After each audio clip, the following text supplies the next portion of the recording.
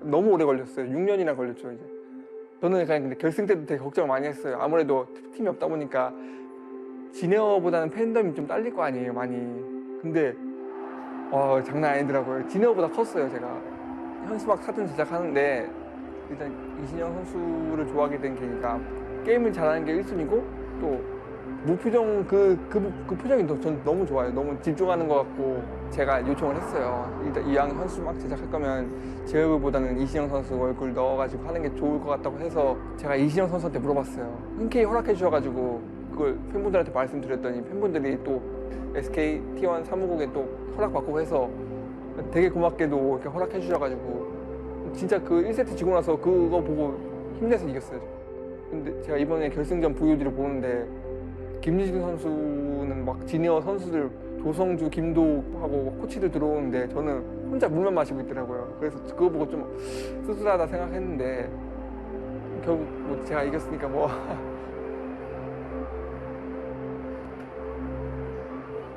저는 프로게이머라는 직업이 있는지도 몰랐어요.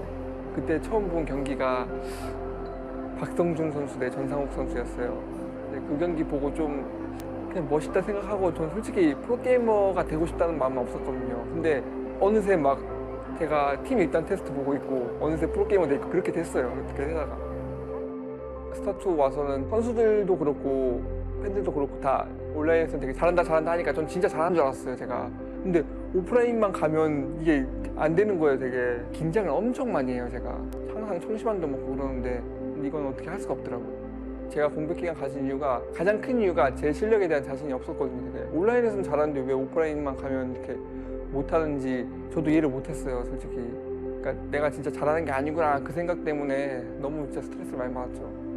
The only things I ever really heard about ByuN during his missing years was that he kind of had some anxiety issues, he was having a hard time. When I heard that, I just thought, okay, well, he can't keep up, that's fine, you know, that happens all the time to pro gamers.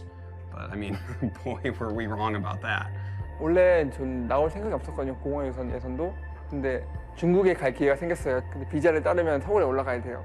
근데 딱 그때 예선을 하는 거예요. 그래서 비자도 딸 겸 예선 나가보자 했는데 그 예선을 운 좋게 뚫어가지고 거기서 터닝 포인트가 시작됐죠. 그래서 신기했죠, 좀 되게. 엄청 오랜만에 2년 3개월 만에 복귀한 건데 잘해진 게 맞는 건가 싶기도 하고 취미로 두고 있는데 경기장 가서 너무 긴장되는 거예요. 그러니까 뭐 음악이라도 들어야겠다 했는데 그래서 피아노 같은 거 치는 거 그거 듣는데 되게 좋은 거예요. 이게 효과가 있는 것 같아요. 그래서 좀 관심이 많아졌죠. 팀에 소속될 때랑 다른 점은 제가 스타리그 결승을 직관에 갔거든요. 삼성 선수들이 올라와서 꽃다발 이렇게 막 전해주고 하는데 그거 보고 많이 좀 서운했죠.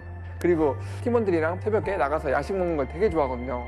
그걸 못하는 게 좀 아쉽기도 하고. 근데 저는 진짜 자랑스럽다고 생각해요. 전 팀이 있을 때도 이렇게 성적을 못 냈거든요. 무소속 됐는데 결승에다가 우승까지 했잖아요. 이게 브루드워 포함 최초라고 하더라고요. 전 진짜 뿌듯했어요. 그 기록 듣고.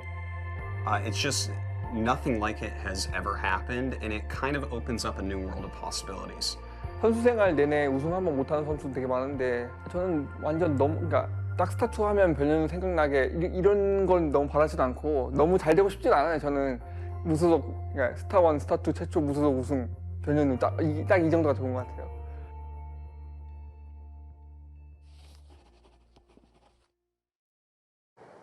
ByuN, the most recent StarCraft champion from Korea, a marvelous story as we just saw there, how he played StarCraft in the beginning days of StarCraft 2, disappeared, gentlemen, then returned back to become one of the very, very best Terran players. Welcome to the couch in control. Somewhere behind you is Todd, and then Maynard.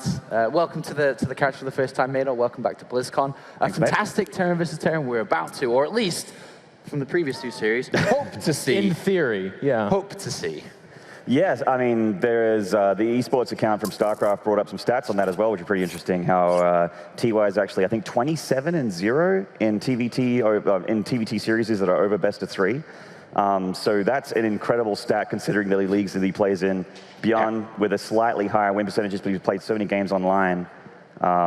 It's a tough one to predict, but I feel like this is going to be a I kind of feel like the winner of this series is going to be a grand finalist contender. I thought Jeff was going to say it, but it's an incredible stat considering it's a best of 5 that we and we He said best of 3 and above. And higher, yeah. To him. In control, ByuN really has had a remarkable year. He's had a pretty decent tournament. There was a bit of a blip in his group stage match where he lost to Showtime. He was now eliminated from the tournament, but he got back on track quite fast. And I think that's the telling point for me, is that he did have such a huge wrench thrown in his gears. Like, did he ever fathom losing a TVP to Showtime? No, and I don't think anyone did, except for maybe Showtime and his dad. But yet he was able to turn it around and then defeat Deer, who, by the way, is no slouch as well. I do think this is a brutal matchup in more ways than one. ByuN is that on-fire champion. He is really good, but he's facing the other Terran, TY, who is also a fan. I mean, we're going to talk. I'm getting ahead of myself, but I'm just. This is such an epic match. This is, in my opinion, I think the closest of all 4 of them. I would have to say so. And I think a lot of people are expecting whoever wins this to go right through to play perhaps against Dark in the finals. That's what I've been hearing around here, Todd. But thoughts on ByuN? He's incredible. I was looking up some stats on Illegal, and I thought there was a glitch or something, because like his stats are insane.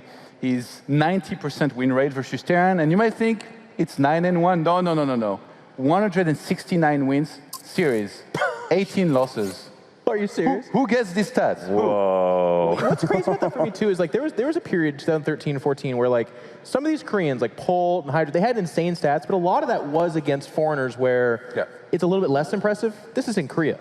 Yes, and against Korean Terrans, 87% win rate. So there's that 3% dip though. I didn't, see, really needs to pick that up. I mean, from what both of you were telling me, 27-0 in best of 3s and above from TY, 90% from ByuN. Basically, very rarely played against each other. They've played once. That was over a year ago in StarCraft. Shout out TB. Total Biscuit. And back then, TY won 4 and 3. Yeah, very close. But that's like, it's actually pretty irrelevant. Anything. That's one of the interesting things about StarCraft. We've kind of started to talk about it lately, but this game changes so much, and people get hot and don't. If it's a year ago, forget about it. Neither of these guys are thinking about that. TY, on the other hand, though, in control, I think we can talk for days on. Yes. I mean, he came from Brood War. We talked a little bit earlier about him. How he was he wasn't even a teenager. He was younger than that when he started playing. No, it's actually really weird. 12 years old, starts to become a pro gamer, and was being fielded by these pro league teams. He was big in Brood War, and he's made that transition to StarCraft 2, where he is also a very good player. And I feel like people are about to see that. I mean, predictions, but like in this matchup, he is so good. And we've only seen him either destroy a laser or hang on against Nurchio. I feel like we're about to see a different one, and then people are gonna be like, oh yeah. TY, he's a favorite to win this. But I have to agree, it's like one of these two guys is gonna be launched out probably to the finals. And you couldn't be more excited. I mean, as a Terran player yourself here, Maynard, a Terran versus Terran, 2 players that enter the tournament as Terran users are forced to play against each other, unfortunately, due to the way the bracket worked out. But I mean, this is a treat for Terran players to watch. It is going to be the highest level TvT you can possibly hope for, and it's probably the last one you're going to see for a while at this level, because there's about to be a new patch. TvT is about to change completely. So the way that it's played right now, TY and ByuN are actually, both of them contributed a lot to the way that Terran is played these days. And how, in fact, even later this afternoon, we're going to see that patch. Yes, and I'll see it again. How do you think then that this Terran versus Terran perhaps will unfold? Is it going to be heavy aggression? Is it going to be, siege tank lines? What do you think? I think the tanks are going to be in medevac, Sean, possibly not in lines. And I think there's going to be probably just straight up marine tank. I don't think we'll see, I mean, if it goes to New Gettysburg, maybe it'll be a mech game, but it's pretty rare to see. I'm feeling bio and tank from both these guys because they're known for being so good at it. And Ledud, anything to add here? So the players are almost ready to begin. Yeah, we've seen TY in the past play some mech. I think he was in GSL against Gumiho on King Sejong Station, so that's definitely a possibility. But in general, yeah, I think we're going to resort mostly to marine tank. Don't be surprised to see some incredible micro combined with flawless macro, and just amazing games here from this. What are your thoughts in control on this matchup? It's like 2 absolute top tier at this specific matchup players colliding. So I'm just hoping it lives up to the hype, because like I said, BlizzCon does interesting things to people because the stage is so big, the money is so monumental, and the prestige is just there. Everyone wants to win this title. You heard Jaedong, who's retiring. He said, this is what I missed out on. So for these guys to hit that stage, sometimes it gets to someone's head and they crumple, especially when they're facing an equally skilled opponent. Is it as close? I mean, the stats kind of pull you one way and pull you the other way because they're both so dominant. But does that mean this series is going to be, or should be, a close one? Or I think when two players are amazing like this in a matchup, it's either going to be extremely one-sided because one of the guys is not playing as well as he should be, or it's going to be incredible games and be a 3-2, which I think we all hope for here. So hopefully the latter. And you're expecting these two to really contend for the title, I imagine. I mean, the players that they're going to go up against in the bracket naturally is going to be Stats or Zest in the semifinals. Easy semifinals? Is it like as clean cut as that, or will they struggle once they get to the semis, whoever it is? Zest has been showing again that he's not to be forgotten. That he, even though he's had a bit of a slump, he's still that incredible cold-faced killer is still there. And I mean, yeah, he has a shot, but I still feel like TY or ByuN would actually crush Stats or Zest. Is that shared across the board, is it? Yeah. All right, so sounds like the play's not quite ready yet. ByuN, though, seemingly can do anything. Micro, macro, builds, strategy. There's nothing he can't really do at this point in his career, apart from lose to Showtime, sorry. Yeah, that's the one thing. That's the thing, actually. That's a very good point, because he's looked incredible as of late, and he's going into this tournament as one of the favorite, but there is that thing on his resume, that loss to Showtime, that tells us that maybe, you know, there are matches in which he's not going to be playing as good as he could be. And I don't want to take anything away from Showtime, because I think he played fantastic that series, but maybe ByuN as well, you know, wasn't feeling it. And there's going to be no room for that here. He's facing a TY who's just been on fire, who massacred Elaser. I don't know what other word to use. It was terrible. No, but his series against Nurchio, he actually lost pretty handily in game 1, and then in game 3 it was actually a pretty darn good game. I'm not necessarily, I don't think he was behind, but late game TvZ is a tedious thing. It was like a couple of fungals and huge Bailey hits on 12 ghosts away from being very far behind that game. So definitely both these players had a little, in a different way, obviously a different moment in this tournament where they were like, this is not such a cakewalk. I am playing foreigners or other, other Koreans, but it's actually very difficult. So, that's why for me it's worrisome, because it either could be just a terrible 3-0, like one guy's like, oh no, I'm not there today, done, or it could be a back and forth, everyone's on their feet, crying, tearing their shirts. And it depends how they go about playing the series as well. Like, do they try for some proxies and cheese to try and set the pace, kind of like we saw Dark do, or do we just see like a straight up standard TvT, gas first, barracks, second gas, cloak banshee into a longer game? I think most of the time it would be those kind of games, but Jeff mentioned it again, you know, this is the biggest stage, and sometimes people try something crazy. It kind of felt like what Dark was doing was a little bit crazy against Neeb, because if you defend right, you're not supposed to lose to these builds, but guess what? Neeb maybe wasn't feeling it today, and he just lost every single game. All right, final thoughts here, Maynard. Players are ready now, so... Well, I feel like, ByuN said in the WCS Signature Series videos, which were very well done, by the way, he said that he does still get nervous on stage. That said, he is GSL Code S champion. So I'm feeling like the first couple games might go TY's way and then maybe switch. If ByuN gets that, gets the motor running, starts to kick things into gear, I think it'll be a 3-2, probably with TY in the end. All right, quick predictions, Todd, in control, very fast here. I'm leaning towards ByuN, and I think it's going to be a 3-2. 3-1 TI. Okay, thank you. TI. So fast. TI, though. All right, thank you very much, gentlemen. It is time to begin the third quarterfinal of the day here. It's going to be ByuN versus TY. Welcome to BlizzCon! This is one of the coolest things you're ever going to see in your life. We cannot wait to share with you guys what we have in store. Welcome to BlizzCon, boys.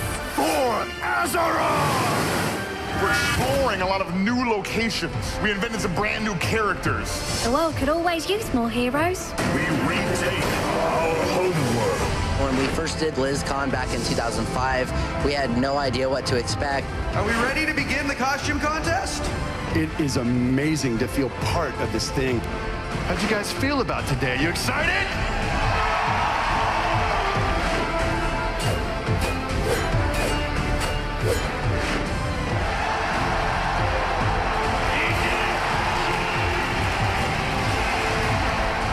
It's so much more than a game in a box. We have so much to show you here today. It's just all fun and games. Have fun this weekend. Take care of each other. Have a great BlizzCon!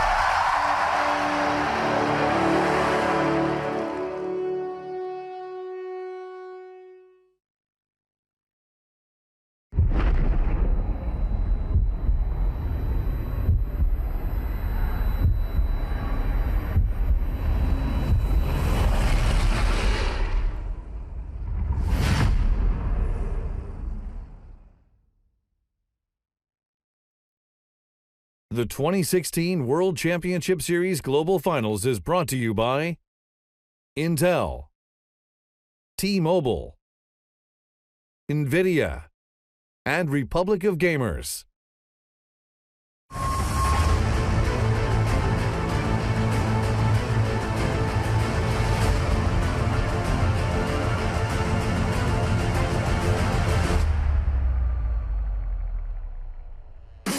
Our first semifinal match is set. It will be a Laser versus Dark, and our next upcoming quarterfinal match will be a Terran versus Terran.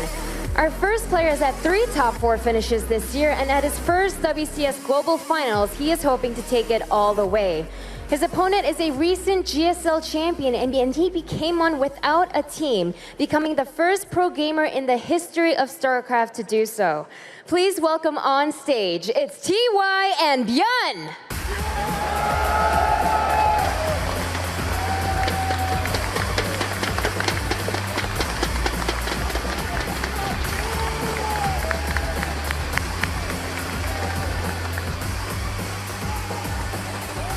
The time has come for an epic showdown of Terran proportions, Roddy. ByuN versus TY. If you're a Terran and you have been waiting for so long to see some action here, you are finally going to get it. Not just if you're a Terran, Nate. I can't remember the last time I have been this excited to cast a TvT. In my opinion, these are the 2 best Terran players in the world. A few others are really good, but these are the 2 hottest. These are the 2 that have performed the best, and it's going to be a clash, like you said, of epic proportions. Because of the styles as well, they play different. They excel at different parts of the game. So excited. I really can't wait to cast this best of 5. Yeah, the differences between these 2 guys have been awesome to follow. Of course, their stories so unique. Both of them playing Legacy of the Void from the early days of the beta, competing in many of these tournaments. TY having, I think, one of the more memorable events, one of the very first tournaments, playing an epic series against Parting, and both of them have just kept the ball rolling since the beginning.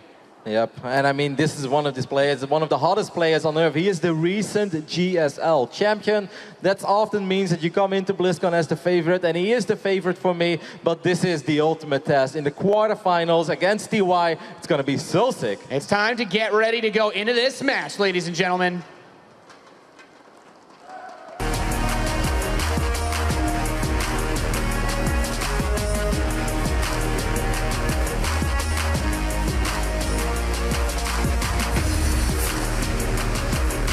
And the time to begin is here. We are loaded in to Frozen Temple to kick off our 3rd quarterfinal between TY and ByuN.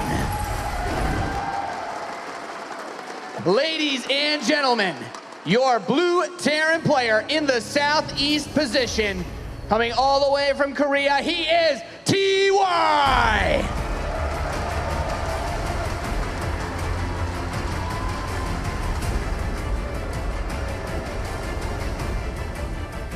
He faces off against the hottest Terran, the GSL champion. His opponent in red, he's ByuN.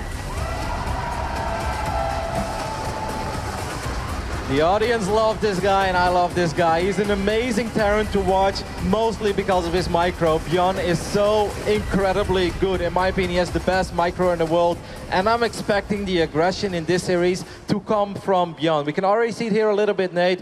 It's gas, Rex, another gas. There is a good chance that ByuN is going to put on some pressure.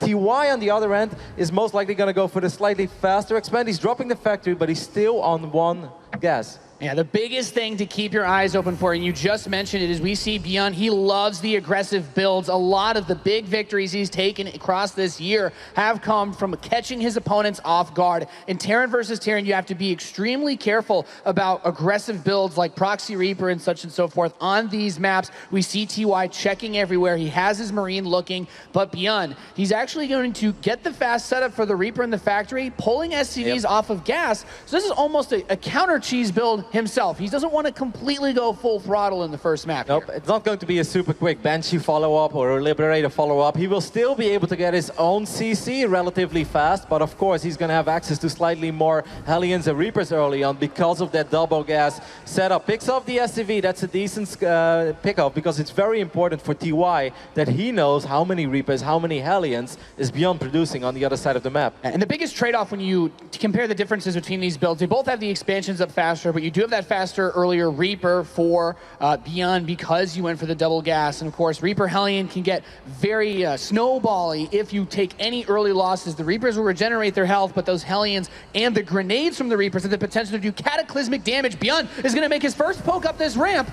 Good positioning there by TY, standing on top of that ramp and immediately shooting at the Hellion. Of course, that's a bigger target because the Hellion does not regenerate the same way as these Reapers do. So good positioning there by TY. Obviously, he's aware of what's going on, what he has to worry about. And so far, I like the start, Nate, because neither player is killing a crazy amount of SCVs, and I want to see this series go to distance. I want to see the games be close. Yeah, I like this. TY not aware of the units coming in towards the right side now. No SCV's been pushed down here, but if there's nothing at this main ramp and there's nothing there, he should be able to get in, maybe trade these out for a few workers. We're reaching the point in the game where you don't rely on these units as much as before, so he's just going to trade these out, takes out a Hellion and a few of these SCVs, and also gets scouting information at the same time. Yeah, he gets the scout done. He sees the tech lab on the factory, gets a couple of SCVs and a little bit of lost mining time, but obviously TY is not crazy. He's going to try to do something on the other side of the map. The tank, however, is the follow-up for ByuN. It's almost done and should keep him safe, but don't forget, these Reapers can hop into the main base, and there is still a nice window here, I think, for TY to do a little bit of economic damage on the other side. Yeah, ByuN will pick off the Hellion that comes up front, but as you said, those Reapers have the ability to bypass the terrain. They're going to jump straight into the main base. ByuN loads up a medevac to go across the map, and he's going to try to bring the counter pressure immediately after this. So SCVs already taking damage, none killed just yet, but quite a few are very weak. Yeah, this is painful though for ByuN because all of his units are in that medevac, and of course the push on the other side of the map has a lot of potential, but he's losing quite a few SCVs here. The Marines are doing a decent job. TY tried to snipe the medevac. That would have been massive. If ByuN gets on top of the production, this could get very ugly very quick for TY. Yeah, I mean, SCVs might even need to be pulled to help pull this back. We have the Cyclone. The tank is out. He's focusing down the siege tank of TY. He needs to keep this safe. Cyclone locks onto the medevac. He's going to cut up the escape path. He barely gets outside of the range of the lock. A great pickoff, though, and ByuN will lose all of his forces inside of TY's base. Even game, I'd say, Nate. 34 workers for ByuN, 33 for TY. Of course, when losing the tank and the medevac hurts, but at the same time, he picked off a tank on the other side of the map, and he picked off the Cyclone as well, which is another expensive unit. Explosive, aggressive start. Look at that third CC, by the way. Yeah. It's relatively greedy. TY's been one of the players to put it out there on the third base. He's been less afraid. ByuN has been so aggressive, he's not concerned about it either. Well, that's crazy that they're both building it on location. I mean, it's something you see every now and then, but it's still a little bit riskier than just dropping it in your main. That's the advantage of playing Terran, being able to float over in these scenarios. I do love the early Cyclone play from both players, though. It's so useful for getting rid of those early pokes with the medevacs. Usually it's not a crazy amount of forces, and what I'm most interested to see are what the follow-ups are going to be, because we talk about what we know these players to do. We have a lot of extra gas being taken. I think that starport got flown to the reactor. So with all of these things being taken, I want to see, we have the engineer base on the way for ByuN, so he's still showing he's going to stick to that tried and true Marine tank style. It's a lot of it going to come down to these big tank drops. TY wants to push up by this third, however. He might be able to get some work done. That tank is quite exposed. Vikings were a little bit late to the party for ByuN. Losing that tank hurts. This CC is in a little bit of trouble. Once again, it was built on location. Cyclone is misrallied, Nate. Yep, he just kind of walks straight through, eating the shots. And we talk about this base being exposed. With no SCV here, this should be an easy cancel now for TY onto ByuN's third. A phenomenal stop. Pick up the tank and fly away. He's done all the damage he needs to do. And I also think this is a nice scout because he's like, hey, you've got 4 Vikings. I've been building Vikings. How do you have 4 Vikings? So obviously he knows now that the reactor was on the starport for a little while. Gives him some information, but needless to say, massive cancel there. In a scenario like this, it's very important that TY did what he just did, which was putting his own starport on the reactor. You need to maintain air superiority. You are ahead economically against ByuN, and the biggest play that ByuN could make would be to go for something aggressive, at least if you're TY. That's what you're worried about, is being hit by some sort of counter, but ByuN is just going to rebuild that third base, try to reset situate himself and get his upgrades. That's the one thing that we don't see on TY's side of the field is those engineering bays. Both of them have been pumping for a good little while now for ByuN. He should have a small edge moving forward. Yeah, that's one thing that is working in ByuN's favor. Of course, our reigning GSL champion. But losing that 30 is a big deal. He's going to try to see if he can make something happen on the other side of the map. If you can force it, I mean, he should still have a small Viking lead. At least he had it for a while. But needless to say, TY is catching up, especially because he's been mining of that third base too. Yeah, it's very close, but this is exactly what I was talking about. He wants to get this position where he can use his tech units to get an edge and leverage some positioning here. And he does actually pick off enough Vikings to maintain that air control. He's going to inch his tanks forward with the medevac so that he can try to pick off TY's. Wow. Yeah, sick micro, I think, by ByuN. He really picks up most of the Vikings. The biggest problem is he just doesn't have enough units on the ground, so TY will be able to push this back for now. But I still think that was an all-right trade for ByuN, considering the fact he picked off all these Vikings of TY, and they're pretty expensive. Yeah, oftentimes when you make those first shots, it can also draw the aggression from the Marines, and if you clip a few of those, suddenly TY's next push is delayed because he just doesn't have enough forces. Even though he has that economy, he needs to let it build up. So ByuN's going to go. He's landing his third base out now, and he's pushing again with these medevacs, with these siege tanks, and the Vikings through the center. So aggressive. Army's actually colliding. Well, one of the medevacs taking a lot of damage. It will survive, though. Once again, TY being a little bit reckless with his Vikings. They will die.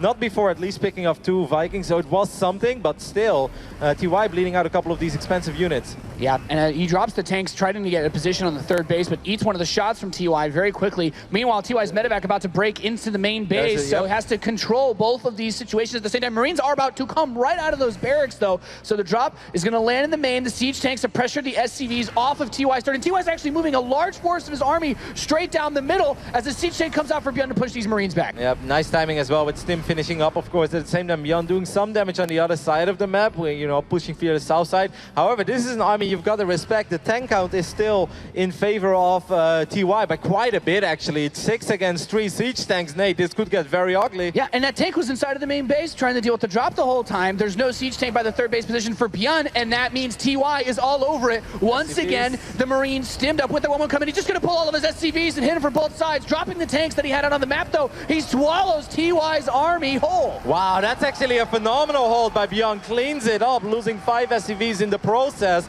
but picked off all the tanks, picked up the medevac, and takes a pretty decent army supply advantage for this phase in the game.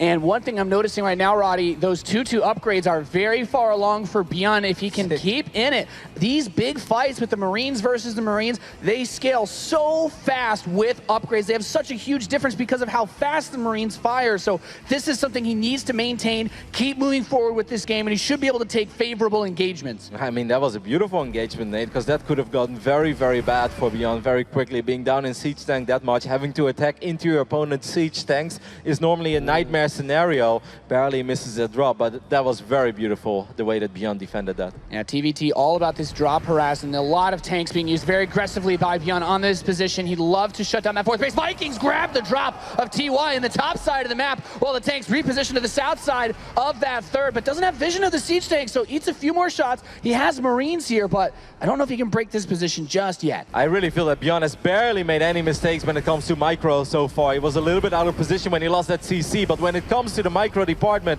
he's been flawless, Nate. So good. He had these Marines there to just eat a couple of these shots while he moved down, denying the gas in the third base. Like, okay, I'll go straight into your main. There's no Vikings here. I can fly around as much as I want. And now he's going to get even more of these SCVs. And if he waits too long, he could even try to get some of these add-ons. So the counter drop from TY dropping straight on top of the siege tanks inside of his own base to try and push him away, and ByuN just gets away scot-free. And you know what else? That 2-2 is now done. Yeah, there is a 4 CC though for TY during all of this. I mean, yes, he's pretty far behind in upgrades, and that's ugly, but the sensor tower is going to make his life a little bit easier. And of course, having this 4 CC quite a bit quicker, that's one thing that TY can hold on to. I mean, we've been casting this in a way that it really feels like ByuN has been dominating, but that's mostly because he was fighting an uphill battle. After losing that CC, it's supposed to be a rough game. He was down in tanks.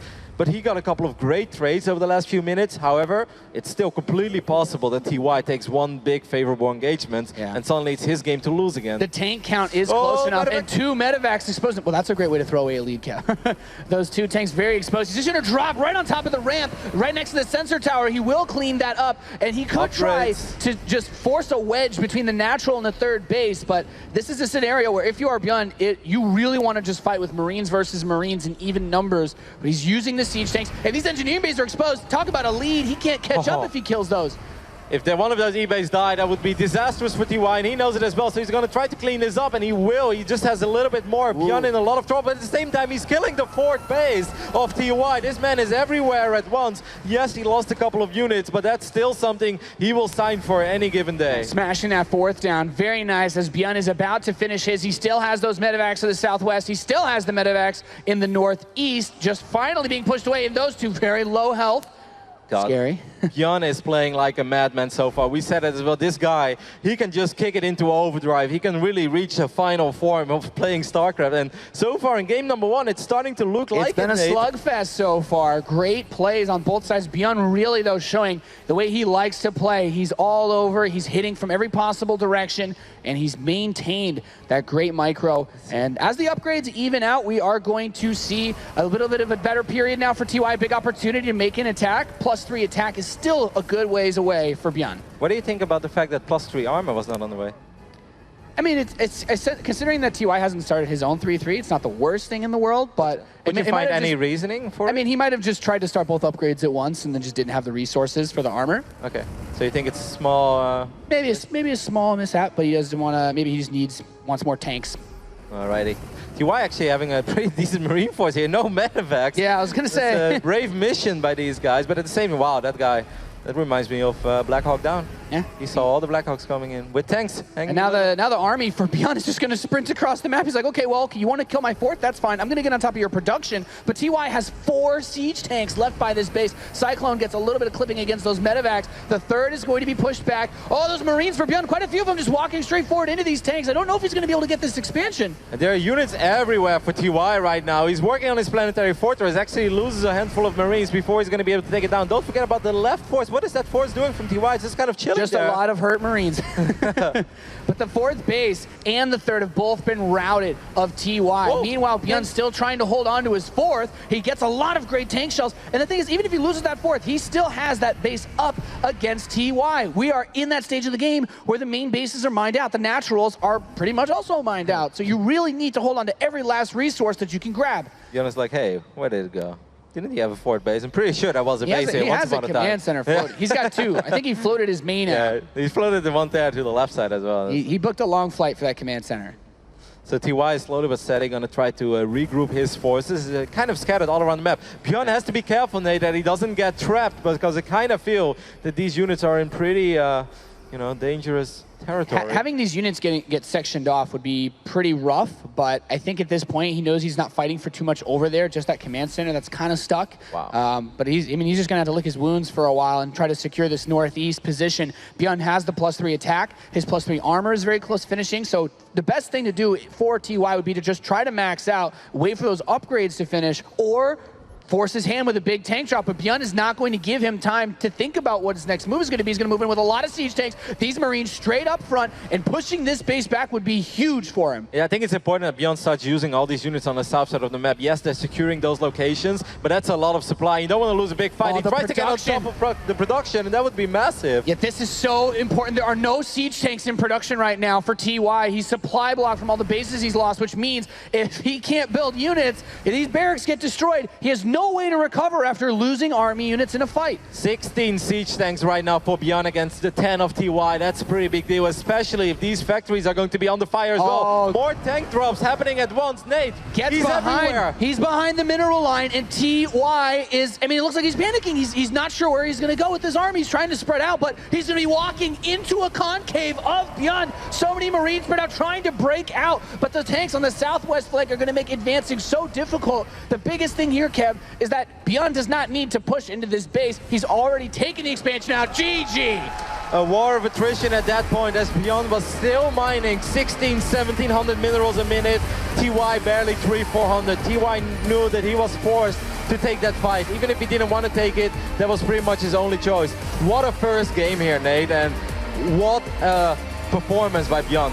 Well, yeah, what an awesome first map to see, and this first game already showing us the slugfest of a match honestly we were all looking forward to. Out of a good Terran versus Terran, you know, it had it all. We think about that, you know, the changes we've been talking about that are coming up. Still, flying siege tanks all over the place, and great flanks with the Marine forces maneuvering on that fourth base. And kudos to ByuN for recognizing an opportunity to not only strike down TY's fourth, but also barely hold on to his own with that planetary fortress long enough to defend his third. You know, Nate, one thing that kind of surprised me about this game is that if I would have to make like an analysis about both players before the series, I would say they're both obviously phenomenal and great in almost every aspect of the game.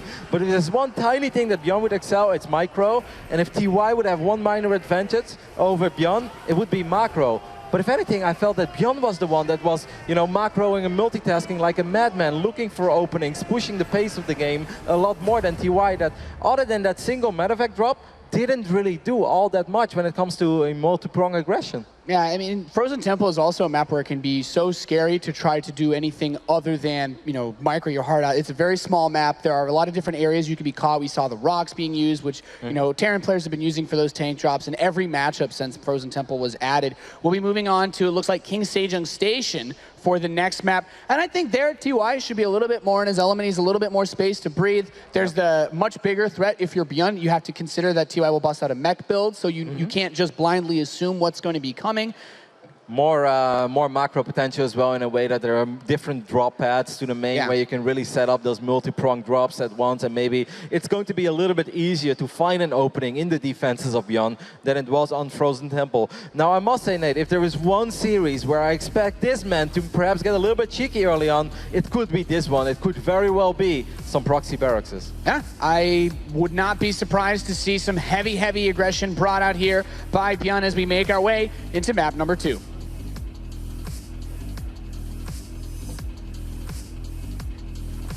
We are loaded in. We are ready to rock and roll, ladies and gentlemen. Hope you're having a great BlizzCon so far as we continue this epic best of 5 on that beautiful stage, Roddy. Spawning in the top left position as the blue Terran player, down 0-1 in this best of 5. Give it up for TY!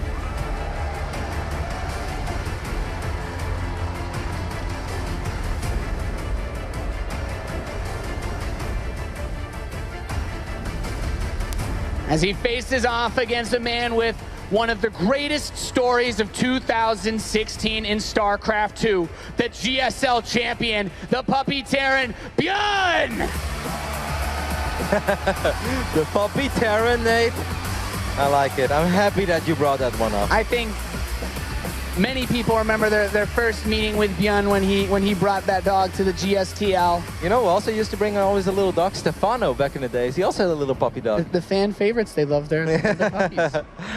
All right, so far everything is looking standard. It's once again, gas, Rex gas opening for ByuN, while TY once more stays on that single refinery a little bit longer. That's just the way that he likes to open.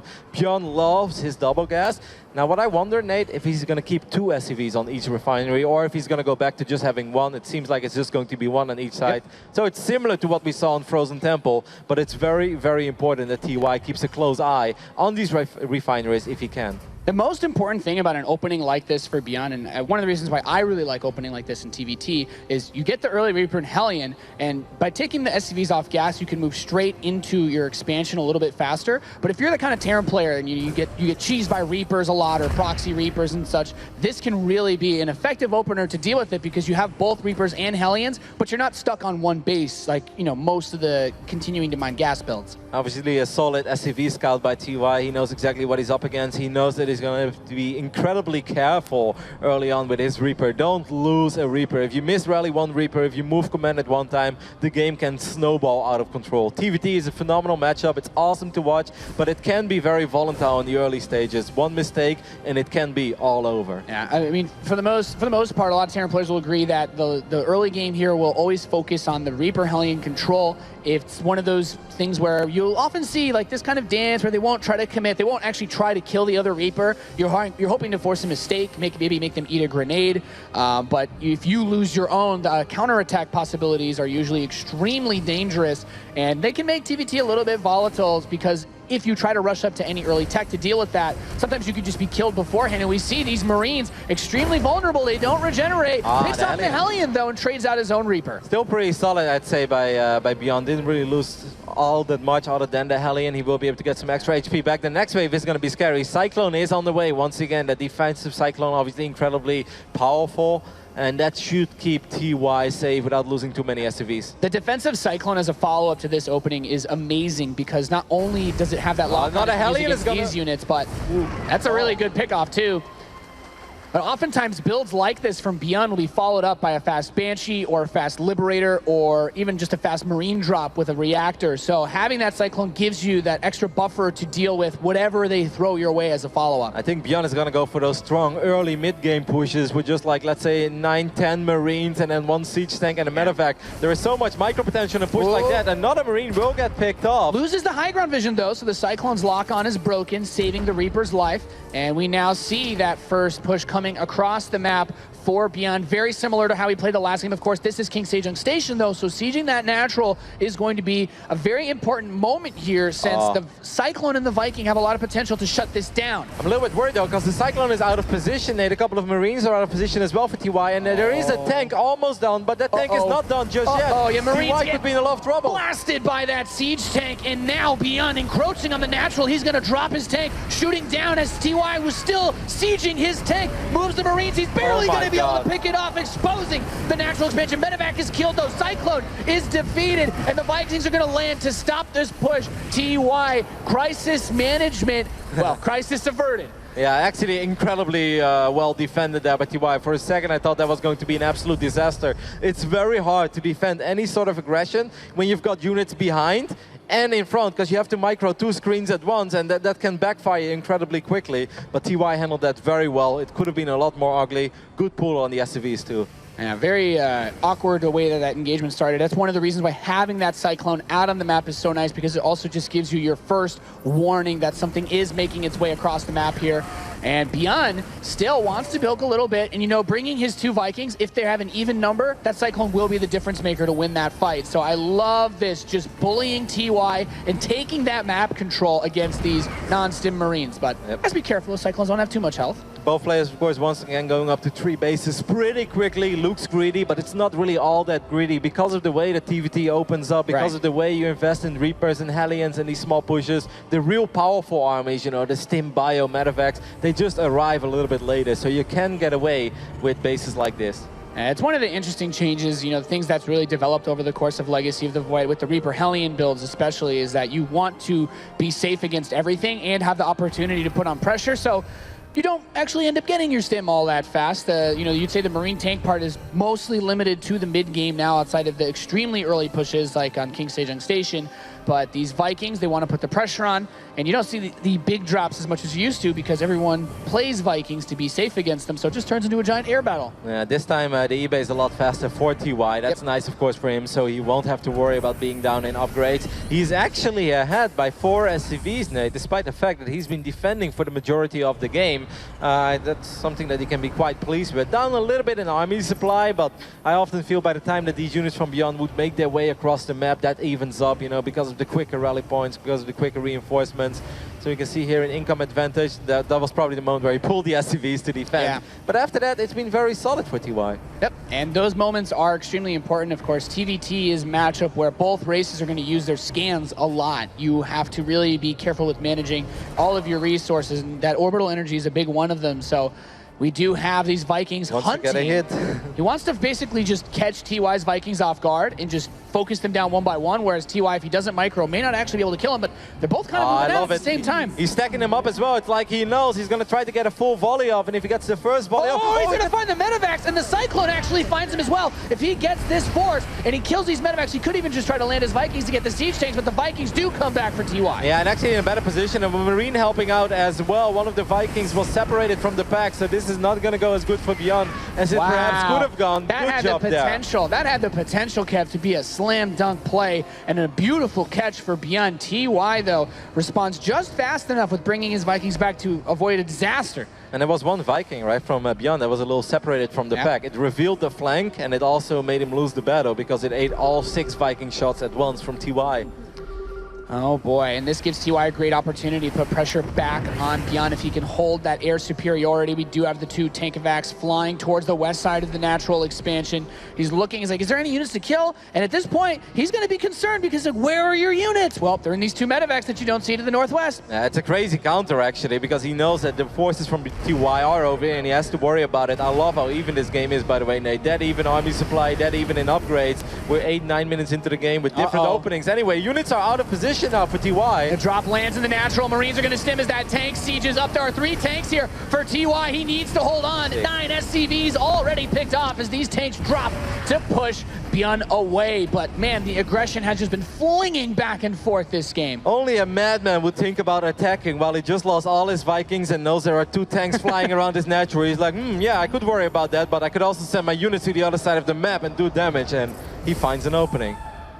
Beautiful series we're seeing here out of these guys, and you brought it up earlier. This is something that's going to just make this game even better. The upgrades are dead even still for both players. They're not missing a beat with setting up all of the infrastructure that we need. Sensor towers are being added to help deal with those drops, because I have a feeling the rest of the series is going to have a lot more of them. You know what I love a lot more from this game from TY is that he's spreading out his forces. I really feel like he realized that last game he was defending too much. He was sitting back and just waiting for ByuN to attack him over and over and over again. This time he's really making it a priority that he has map presence and that he has map vision. And that's why he's sending out these Marines over and over again, fighting for the Zelnaga Watchtower. I do like that a lot. And then one interesting thing as these units try to push up towards this cliff and get routed is actually just noticing Combat Shields is finishing for ByuN. TY has not got his Combat Shield, so Siege tanks, they're going to blow those Marines apart very quickly if he takes a fight. There was one Marine holding the Zelnaga Watchtower with pride, but eventually he fell, Nate. He was outnumbered. He did the best he could. He did some serious damage, man. Like, I'm pretty hurt here. Could use some Combat Shields, man, you know. Not bad for a single Marine. One of the tanks actually taking quite some damage from TY will get picked off. Where are the Vikings? He had actually a minor Viking advantage. I mean, we're in that medevac phase. Yeah, it's tough. If you want to squeeze out Vikings and you lose any of your drops, things can get out of hand real fast. SCV gets another look at where the units in this army are, and he's just going to go straight across the map. This 4th base is under construction. That will be slammed down, and TY is going to push for the main. It's a very, very ballsy move. Now, finally, we do get Combat Shield on the production tab. How much damage will TY be able to do before ByuN does the same insane amount of damage on the other side of the map? Well, the 3rd base has nothing here. An exposed armory as ByuN makes his way back home. He's going to try to just focus down the natural expansion command center. Plenty of SCVs to kill here as well. The Marines on top of the 3rd. 2 tanks are going to siege, though. TY really needs to hold this base, and he will as the natural command center crumbles down. Yeah, but all of his tanks were left behind, Nate. They were very exposed. Get in the medevacs and run. Get in and run. Okay, at least the Marines make it out. He does end up losing all of his tanks, but you can still say that was a very good trade. He was down 30, 40 supply when this started, and now he's up 20 supply. So great army movement there by TY. Great counterattack. Yeah, just intense. TvT revolves so much around the positioning of where those siege tanks are, where your forces are, and things like those sensor towers. And a lot of these fights just come out of you don't want to directly engage if you can avoid it, because catching your opponent out of position will always give you way better trades than just having a straight up fight. ByuN looking for an opening now, but he doesn't have any Vikings, and he's down in tanks as well, so it's kind of hard. He has to be very careful playing with fire, being on the other side of the map. Obviously with a lot quicker reinforcements as well over here for TY. I like that he's trying. He's going to try to drop tanks over here. Yes, he does. He's getting a position on that sieging, transforming planetary fortress. And the Marines have a weird time getting up this ramp, but the siege tanks are going to push that back. Having a little bit of Vikings here is really nice. Getting some of those medevacs, keep these tanks here. But how is TY going to try to capitalize on this? Just use the vision. Not a bad play. Gets one of those medevacs on the way out. Very well done. Those 2 Vikings worth their weight in gold for now. Push ByuN back. It's no planetary fortress yet. That was cancelled, but at least he keeps that CC alive. At the same time, there is one lone medevac as well on the left bottom side that could potentially, well, there's one Marine that's going to spot it. Good job there by ByuN. Yep, very nice to have that Marine. He's like, hey buddy, how you doing? You come here often? It's empty, don't worry, man. It's just 8. Just parking. This army's going to possibly get sandwiched coming down the ramp, eat some extra shots from ByuN's tanks, but TY's are ready and waiting next to that 4th expansion. One very small thing to point out is 3-3 begins now for TY. TY, I believe, also has that +1 attack for his tanks, which will give his tanks 1 less volley required to kill ByuN's. Very important for the big fights. The medevac on the south side avoided the 1 Marine, and it's going to unload these Marines, going to stim forward, and should be able to pick up 5, 6, 7 SCVs pretty damn quickly here, or at least force all the SCVs to run away. So well done there by TY, finding a small opening and getting more than a handful of SCVs, Nate. Yep, wow, these tanks trying to come and defend, but a lot of workers do get sheared off of ByuN's economy as he has been reeling since that first attack, but now the time has come for him to push back against TY, who has landed another drop inside of that base, exposing the engineering base and those supply depots. Is he just going to try to force his way up the ramp? There's so many siege tanks here for TY. ByuN's going to go for it anyway. Command center lifts up. Marines trying to spread, but eating so much splash damage with a beautiful arc from TY, but there might just be too many Marines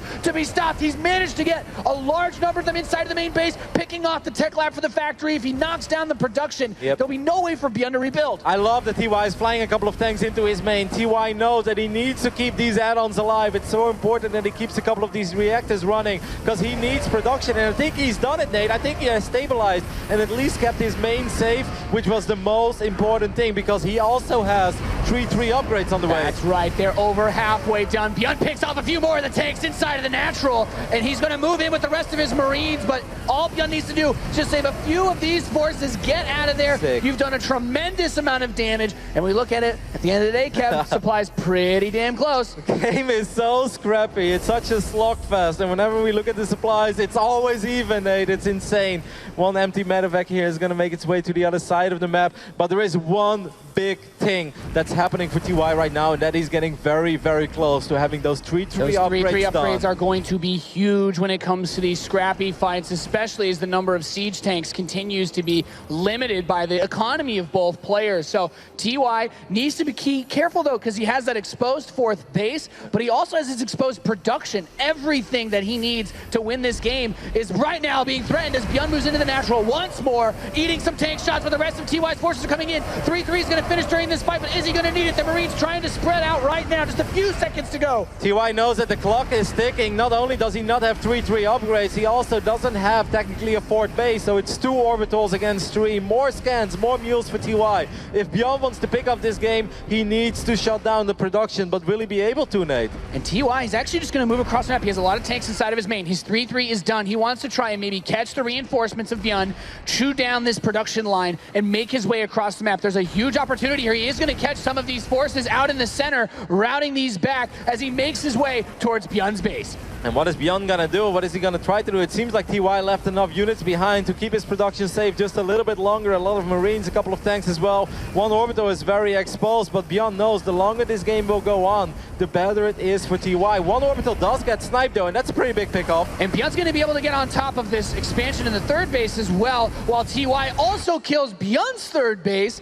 And TY with a nice amount of supply. He just needs to hold on as long as he can. This could end in just full base trade mode, trying to pick off the last few buildings that either player have left. But the Marine count is in favor of TY, and the upgrades are in favor of him. Good micro there on the tanks. Every Marine counts now, as both players are starting to become incredibly broke. TY has 1 mining base. ByuN has 0. ByuN's going to go for it, but I don't think he has enough here. He's going to push into it, but those upgraded Marines of TY are going to help push this army back. And TY is going to hold his base as ByuN is left with a few siege tanks inside. And another huge army, it looks like, for TY is going to push across the map. This command center. Bad day to fly over here. It's gonna maybe live to die later. That's the last TC, isn't it? Yeah, that's it. GG. TY ties the series up 1-1. Welcome to the WCS Global Playoff quarterfinals, Nate. These were the games that I was hoping for as a StarCraft 2 fan, and how do you not love this action? 2 of the best Terrans, maybe the 2 best Terrans in the world, going up against each other. First game, ByuN looks like a man on fire, a man on a mission. He's everywhere at once. TY realizes he needs to step it up a notch, and he does. Plays a great game too. What an insane series we've had so far. Certainly a BlizzCon-worthy match, Roddy, as both of these guys, you said it, the 2 best Terrans, 2 of the most fun players to follow, bringing their own unique ways they like to approach all of these situations. And in those scenarios, you have so many different angles to drop. There's so many different pathways and different areas to cover. It's so easy to be caught off guard. And we are going to go to a short break, ladies and gentlemen. When we come back, we will continue this best of 5 between ByuN and TY.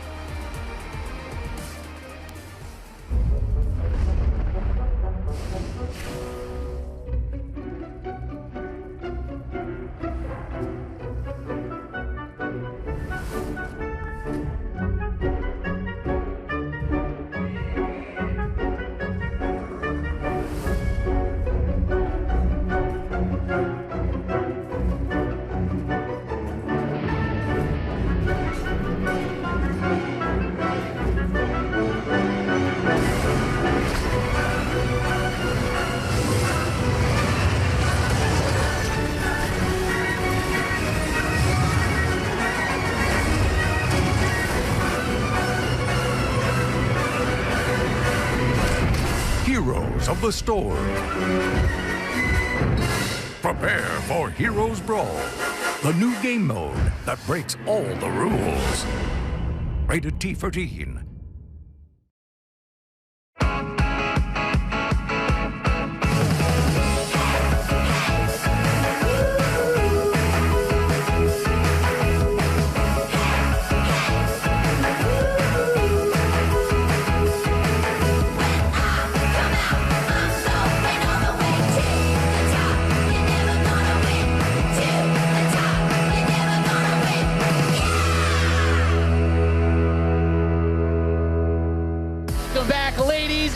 Gentlemen, we are tied up here at the World Championship Series Global Finals. ByuN and TY face off in the quarters for a chance to move on and play one of the best Protosses in the world. And so far, this is the best series of the day, if you ask me. And I've been loving Game 1 and Game 2.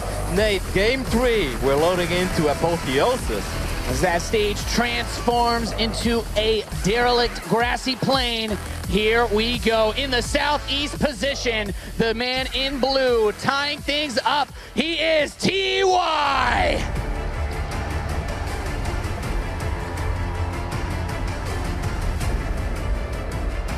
He'll be receiving a very special present soon from his opponent in the northwest, building his buildings in the southeast. He is ByuN!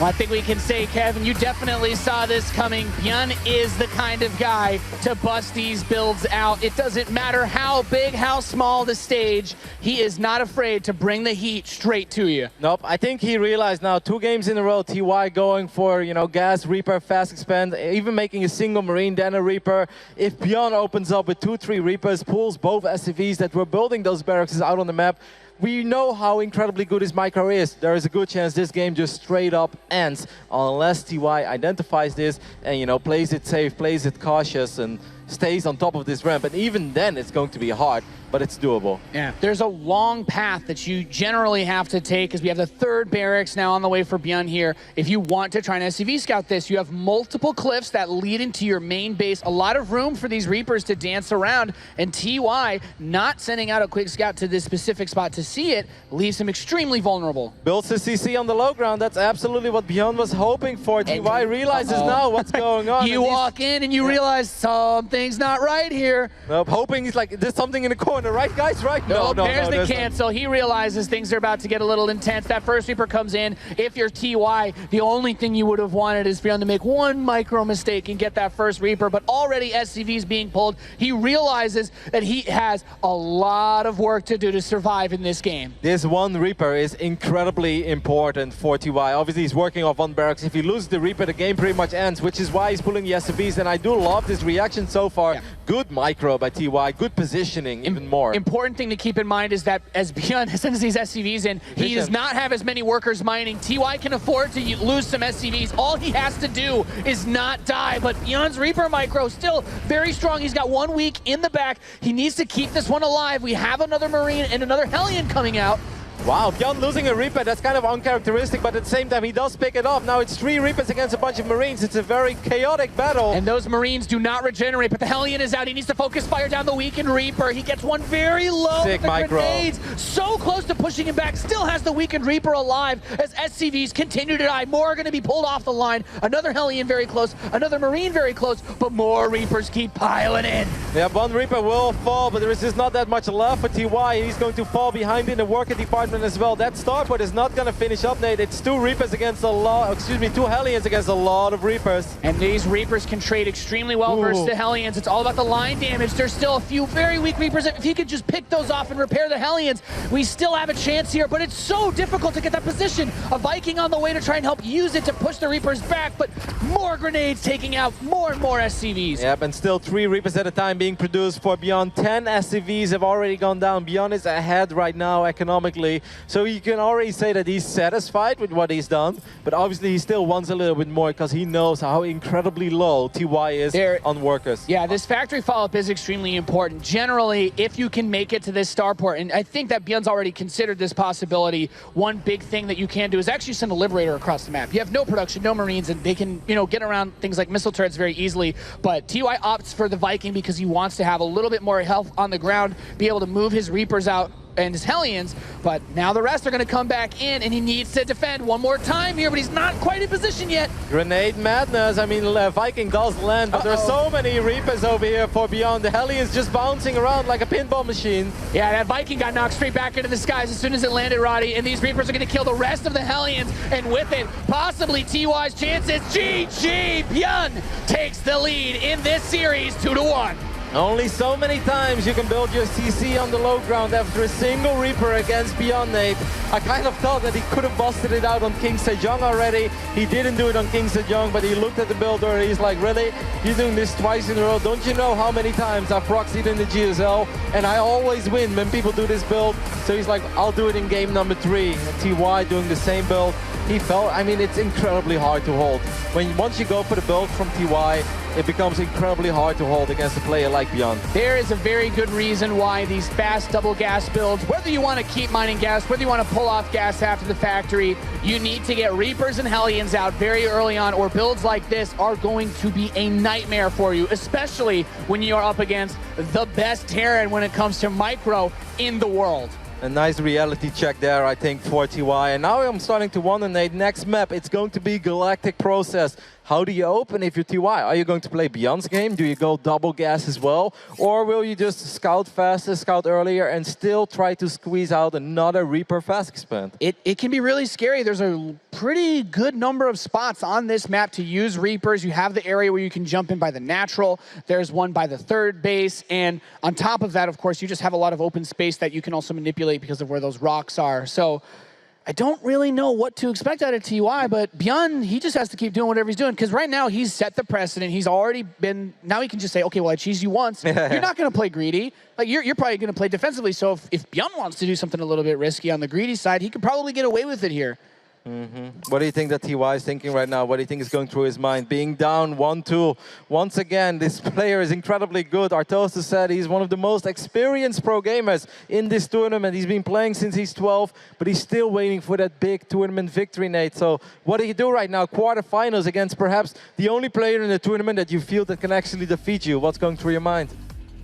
Outplaying ByuN is so difficult. I don't even know what I would possibly suggest, but he has been one of the players to have great adjustments. He's shown it all throughout the year. He has shut down some of the most difficult players that Terrans have had trouble with. Guys like True, who had very unique styles. If anyone can do it, it is this man. He needs to do it to keep his BlizzCon dreams alive as this series continues to heat up on the main stage.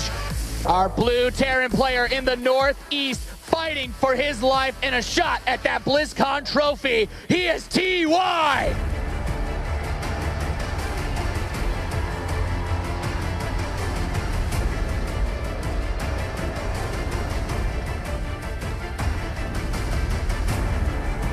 And in the bottom left position, one of the fan favorites for StarCraft 2 viewers all year long, the GSL Code S champion leading 2-1, he's ByuN!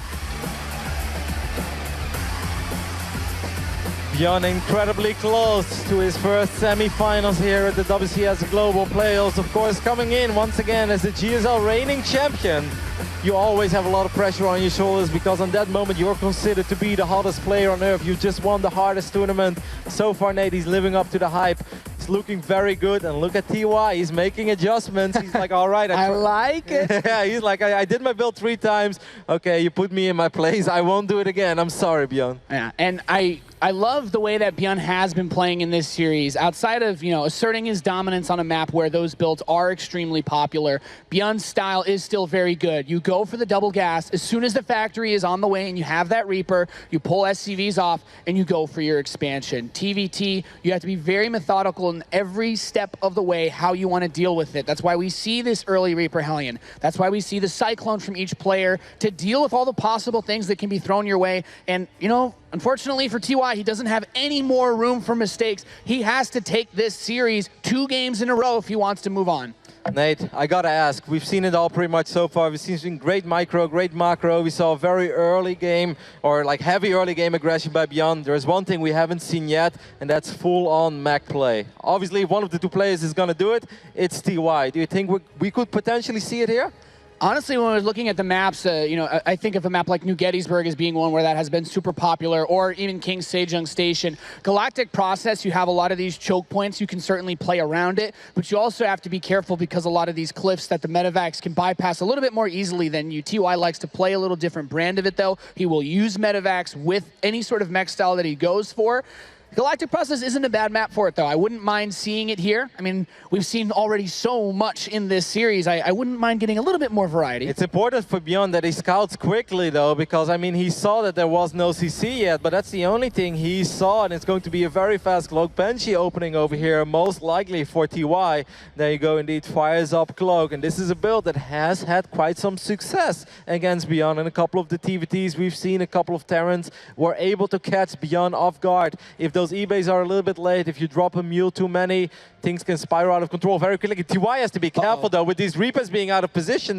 His Hellions are going to be very exposed. This could be catastrophic for TY. I mean, this is where things can snowball so quickly out of control for the Terran. And look at that, he cancels his tech lab. He's like, I need another Hellion immediately. The Reapers are still going to go across the map. So he's decided to just defend with the Hellions, with the Banshee. The question is, how much damage is he going to take before that Banshee comes out to clear away these units? It can't maneuver as fast. The Reaper comes in. One of them immediately picked off. The second one's barely going to get anything. He has to use the Banshee to clear him out, but he lost 6, 7 SCVs so far, and 1 Reaper still remains in his main. Very, very rough start here for TY. Not only does he end up losing 7 SCVs, his Reapers on the other side did nothing, and his tech is completely revealed. He cancels his cloak too. He says, okay, you know what, forget this. I'm going to start up a Cyclone, get defensive, and he brought the SCV down to build the command center. Probably he's going to try to take this expansion, but look at everything that ByuN has going for Mag Field Accelerator. Okay, well, we don't see this upgrade very often. This just doubles the damage output of the Cyclone against Armored. It's often used for snipes at the turret CC. If they build the turret CC on location, you can lock on it with 3 Cyclones, and flying away the Orbital against 3 Cyclones that have Mag Field, it's a no-go. It will die so quickly. If you fly a Viking or Medevac or any, especially anything armored, obviously, into the range of that Cyclone, it will die so fast. And on this map, there's a weird utility for the Cyclone because it's also amazing at busting down buildings, but rocks. If he wants to go in and try to catch him off guard, hit him from the side, somewhere where the defenses like bunkers, siege tank, Vikings might not be, he could go through any of these rock pads pretty easily. There is one big problem for TY, though, and that's that he's still on 1 orbital command. He doesn't have a second one. He has absolutely no detection. He's decided to pull the trigger, and on this other side of the map. There's Cloak on the way. Cloak is halfway done for ByuN. This could be phenomenal. With 1 orbital, there's no scans. And he just supply drops, so we have very low energy available. Once Cloak is done with a Banshee on the map, I'm not really sure how he's supposed to deal with this. Things are looking very, very grim right now for TY. He needs to make a miracle happen. He needs to somehow kill an insane amount of SCVs. And like just survive as long as he possibly can against the Cloak Banshee that's going to be out. But he has nothing at home, so he's going to lose so much at home as well, Nate. He has no eBay, he has no turrets. He can't really deal with this. I mean, the Cyclones can try to bust down the buildings, but here comes the Banshee. The Vikings are going to trade straight out on the high ground as those Marines try to push these forces back. Banshee still doing a really good job. TY is getting a lot done, but now there's the Banshee inside of his base. Cloak, GG! ByuN will advance 3-1 over TY. The reigning GSL champion keeps his dreams alive as he moves on to the semi-finals. Nate, I love this series. Last game was a short one, but I still love it. ByuN, we said it, this guy, he can reach, you know, a final form, so to speak. He can really kick it up to the next level, and he did. He was awesome this series. And can't understate the value of that X factor ByuN brings to the table. His control, his macro, perfect. But his ability to get inside of TY's head with that Game 3 Proxy Reaper. We saw a very sloppy start to that last map for TY. ByuN was inside his head the whole time. What a sick call on that final map to just go up that ramp, by the way, because normally running up ramps is incredibly difficult, but the Reapers not being there allowed ByuN to just go straight into the main base, and he obviously, you know, he had TY heavily outnumbered, and that was the beginning of the end. Awesome series, Nate. Amazing series. Hope you guys enjoyed it here at the World Championship Series Global Finals. We'll be right back to hear from ByuN himself.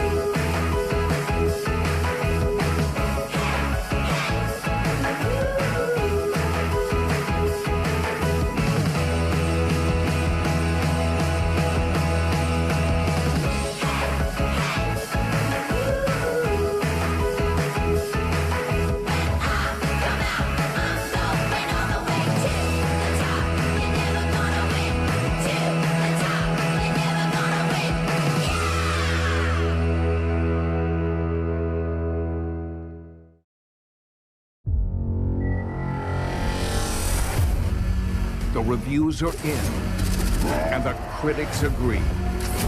Overwatch is a perfect 10. Psst, what are you looking at?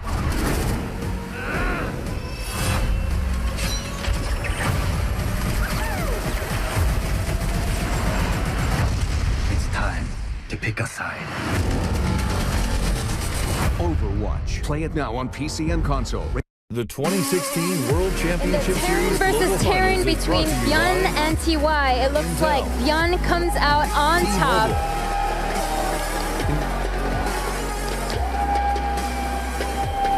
First of all, ByuN, there are so many fans that are so happy to see you move forward. As soon as you won, there was clearly a lot of emotion written on your face. Please tell us what is going on in your head.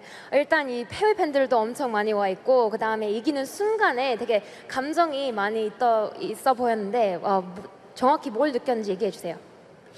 일단 오늘 전태양 선수랑 해서 이기면 제가 올해 최고의 테란이 되는 거였거든요. 그래서 되게 걸린 게 많았는데 근데 내일도 경기가 있잖아요. 4강 이기고 나서 별로 안 좋을 줄 알았어요. 내일도 경기가 있기 때문에 좋아하면 안 된다고 생각했는데 그러니까 이기니까 이게 이렇게 참을 수가 없는 거예요. 벅차오르는 걸 참을 수가 없어가지고 되게 좋아한 것 같아요. So he says, I knew that if I won here, I would be called the best Terran of 2016. So I felt that there was a lot on the line. And that's why I was so happy when I won against TY.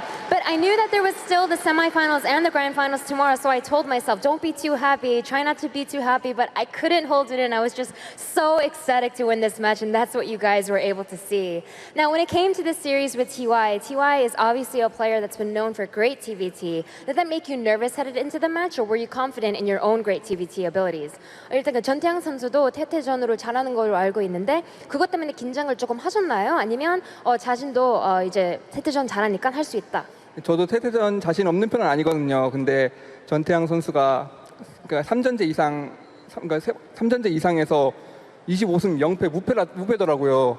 그래서 전 진짜 자신감이 있었는데 태태전에 그 전적 듣고 좀 자신감이 없어졌어요. So he says, to be honest, when it comes to TvT, it's not that I'm not confident, but I found out that TY was on this crazy win streak when it came to Best of X series. He was on like a 27-game win streak. So once I found that out, I was so shocked. And because of that, that did affect my confidence a little bit. But of course, it seemed that it wasn't too much confidence because you are moving forward to the semifinals where you will be playing either Stats or Zest. So when it comes to those two players, how are you feeling about that particular matchup? 일단 이제 다음 4강에서는 이제 김대엽 선수나 아니면 주성호 선수를 만나게 되는데 그 선수에 대해서 얘기해 주세요. 일단 두 선수 다 얼마 전에 제가 이겨본 선수고 그리고 8강에서 최고 수준의 테란을 이겼으니 4강에서도 최고 수준의 프로토스를 이기고 반대쪽은 이미 저그가 확정이잖아요, 결승이. 그래서 결승에서는 최고 수준의 저그 상대로 꼭 우승하고 싶네요.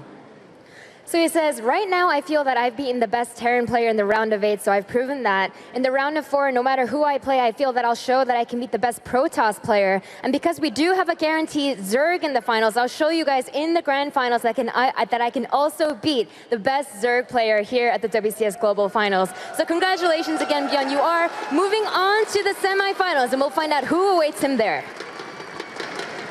Thank you very much, Smix, and congratulations once again to ByuN, who goes through to the semi-finals. And now I think starting to build the bracket up, we do have another strong contender for that trophy. He's taken down TY, a player that Artosis said would win the tournament. But he's gone, and ByuN looked absolutely fabulous in that series, Maynard. Not to take anything away from TY, really, because the score isn't really indicative of how close those games actually were. There were some crazy proxies at one point, but ByuN, this one's so hard to predict, and he's too good. His win rate speaks for itself. The score says it was one-sided. It was the better series of the day so far, where we can safely say. Lots of good moments, lots of clean micro from ByuN in particular, I think. Can we just take a moment, by the way, and appreciate there's 2 Zergs, a Terran, and a Protoss in the semifinals. Perfect balance. David Kim again. Once again. David Kim again. David Kim. Round of applause for David Kim. Nobody else? Okay, I'll do it for you. Here's a couple of moments from the series. I mean, talk us through what we saw here. Any one of you, it's okay. No, I mean, you know what? I know Nathanias isn't up here. Okay, so what I actually really liked about this, though, is that TY did not buckle in a lot of these games. He was actually doing very decisive stuff. He was taking really good fights, but it just, for whatever reason, it felt like he was constantly at least on par with ByuN, because ByuN was just going mad with these attacks. Really, really good. On top of the production, kind of, I believe it's later in this game. No, actually, never mind. But just, TY didn't play terribly and make terrible mistakes. This was not a guy that looked like he was out of his element. This was a guy that was just getting outplayed by someone we thought they were on equal level, but at least today, it was like ByuN just mauled him. Before the match started, I talked about excellent micro coupled with flawless macro, and I think that's really what ByuN is the best at. Like every single time I see him play, it just looks so smooth here. He's relentless with those attacks, but behind this, he always gets all of his upgrades going, keeps on expanding, so it's very hard to beat this guy, especially the first 2 games were crazy, I think. TY was ahead, but then ByuN somehow came back. He did lose the second one, but that was just so impressive in itself to be watching this. Yeah, all the highlights of this is the one game he lost, by the way. We're like, this is actually the TY win. But, but I mean, it shows that he's kind of gotten over that pressure that he always felt and that he put on himself. Like, he won the first game, which I did not expect at all. I thought that he'd be jittery up there, his nerves would get the better of him. I mean, you saw the relief. He obviously felt a little bit because that relief on his face when he finally won the series and gets to move on to the round of 4. And also, I'm really happy to hear how many fans he has out there in the audience as well. They were going absolutely crazy for him. His control in these points was absolutely remarkable. I mean, it's not easy to do that when you're on this stage. Absolutely, and not just the control. I love that he threw in a build like this, really going to show that he's one of those guys that will sometimes go for a proxy or a cheese. He's not just that amazing macro player. He's just the complete package, some might say, Apollo. I mean, okay, so I'm going to jump forward a little bit here. What do you guys think about his match coming up? We saw him struggle against Showtime, but he's going to be facing either Stats or Zest, 2 phenomenal Protosses. I would even say right now, they're quite a bit better than Deer as well. I think that it's a graduation. What do you like his chances? I actually, well, I mean, I'll go back to what I said. I think that the winner of this series is going to be in the final. I don't see ByuN losing to Zest or Stats. I think that he's going to win. Can't help but feel that that's what he thought as well with the way that he was showing. Well, he looked like he was already in the grand final with that relief. It's like $200,000. I mean, we always knew that the TY match was going to be an obviously difficult one for him. Todd, do you think he's going to have an easy time versus Stats and Zest? I don't think so. I would say maybe he's advantaged a little bit, but in the past, there's been so many PVTs who are predicted the Terran will do well, and then they just got absolutely obliterated that it's kind of hard for me, to convince myself of that as well. It's a very interesting dynamic, actually. Like, we're not done yet with the quarterfinals, but just to picture the semifinals and grand finals, where if Elaser somehow beats Dark, he might have to face a Terran in the finals, or a Protoss, like that changes everything for him.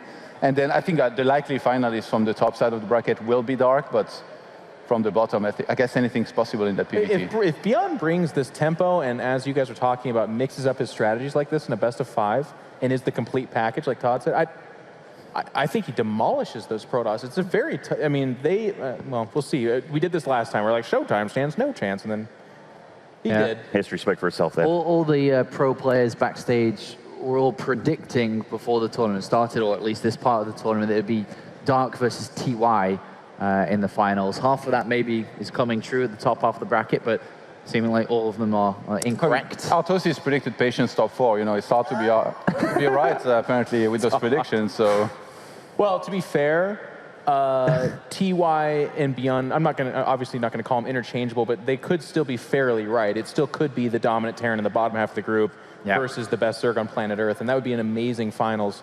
There's still a lot of StarCraft to go, and I'm excited about, PvP's been a great matchup, so we got that to end the BlizzCon tournament with today. But I'm liking tomorrow. Dark versus Elaser. It's again that underdog story where it's like, Laser, you stand no chance. Or does he? Yeah. I mean, that's what the brackets really are becoming now. Any final thoughts here, guys, on the ByuN versus TY series before we look forward? My favorite series of the day so far. It was incredibly high-level TvT, extremely entertaining. Part of me is sorry to see that style of TvT go, but a little bit of me is excited for what's on the horizon as well. Actually, a lot more of me is excited for what's next for TvT. At least the Terran's gone through. That too. And I'm quite confident that he's going to be in the grand final as well. Okay. Todd, any final thoughts here? Just great series all around. Kind of sad to see TY's run end, but with this bracket, I guess one Terran had to advance and one be eliminated. Looking forward to the next PvP Disruptor Wars. We've been missing these since the round of 16, so it's good that we're finally going to get some of those here. I think on paper, if people look at this and see 3-1, they're going to be like, that was probably pretty one-sided. Not in the way you think. I think it was a good series. I agree with these guys. Really fun. It showed their level. And I'm excited for this tournament to continue to get towards that grand final because it's getting more and more the highest level guys facing off. All right, well, thank you very much, gentlemen. It's time to head to a very brief break. When we return, though, it is time for the final quarterfinal of the evening. It's Protoss versus Protoss time, or Disruptor versus Disruptor.